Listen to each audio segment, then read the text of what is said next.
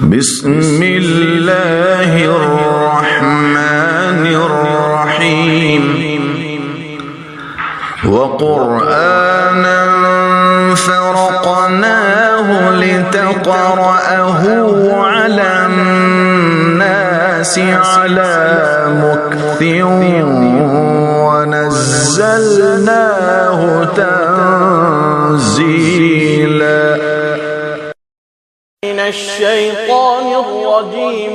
بسم الله الرحمن الرحيم. وجاءوا أباهم عشاء يبكون قالوا يا أبانا إنا ذهبنا نستبق وتركنا يوسف عند متاعنا فأكله الذئب وما أنت بمؤمن لنا ولو كنا صادقين. وجاءوا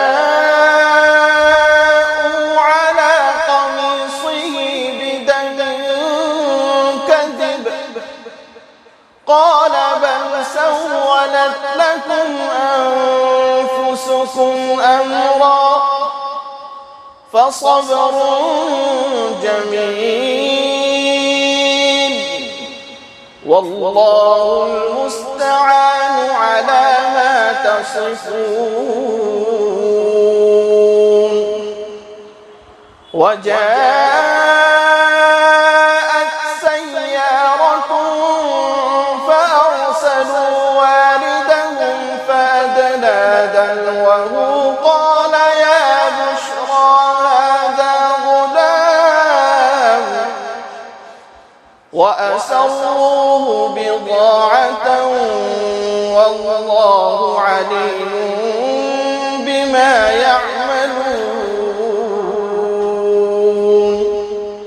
وشروه بثمن بخس دراهم معدودة وكانوا فيه من الزاهدين. وقال الذي اشتراه من مصر لامرأته أكرمي مثواه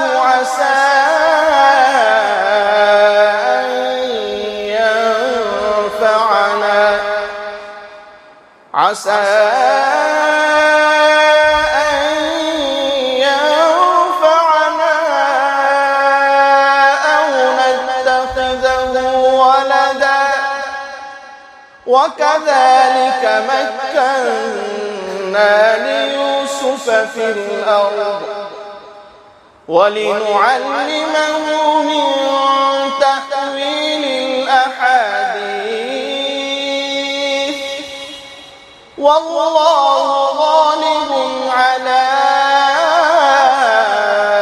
أمره ولكن أكثر الناس لا يعلمون.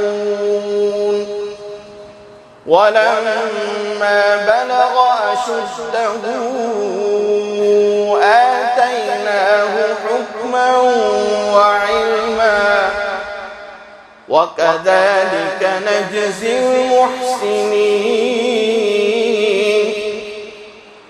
وراودته التي هو في بيتها عن نفسه وغلقت الأبواب وقالت هيت لك قال معاذ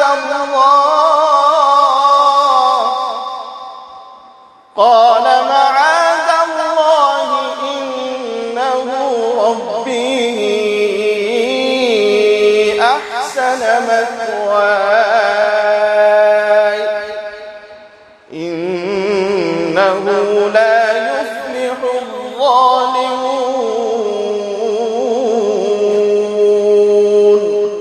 صدق الله العظيم.